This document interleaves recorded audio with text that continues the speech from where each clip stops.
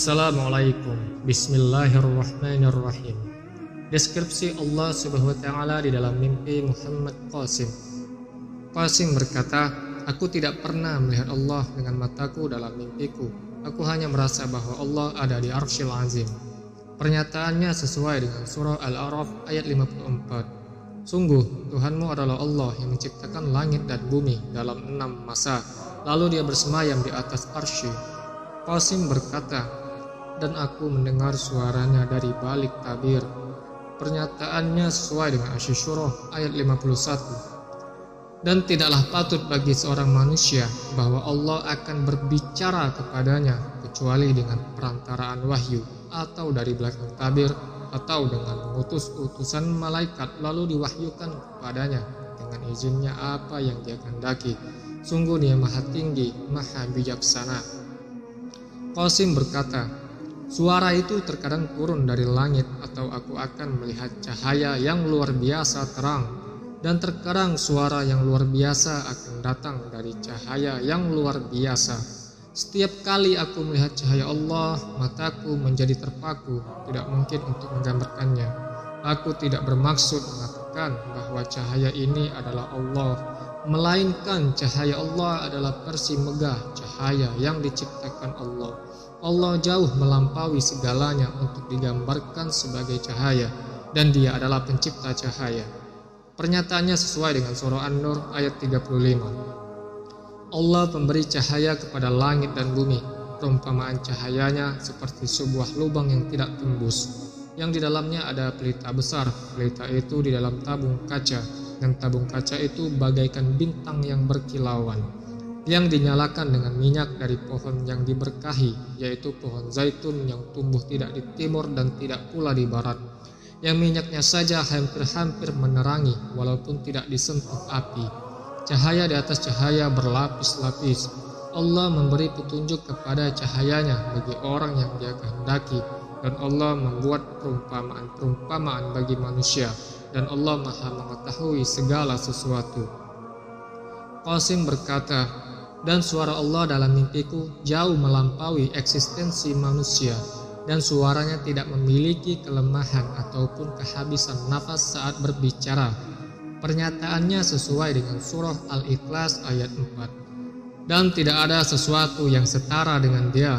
Qasim berkata, "Dalam setiap mimpi, aku merasa bahwa Allah lebih dekat kepadaku daripada bagian depan otakku dan pembuluh darah urat leherku." Pernyataannya sesuai dengan surah Qaf ayat 16.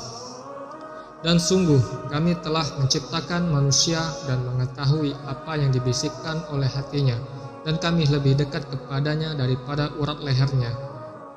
Qasim berkata, "Allah tidak pernah berbicara denganku dengan keras. Dia juga tidak pernah meninggikan suaranya dengan kemarahan atau berbicara kepadaku dengan cara yang kasar. Allah selalu berbicara kepadaku dengan sangat lembut dan damai, meskipun aku membuat banyak dosa setiap hari."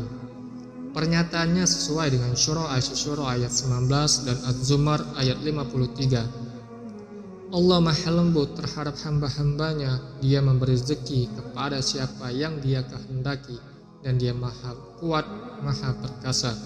Asy-Syura ayat 19.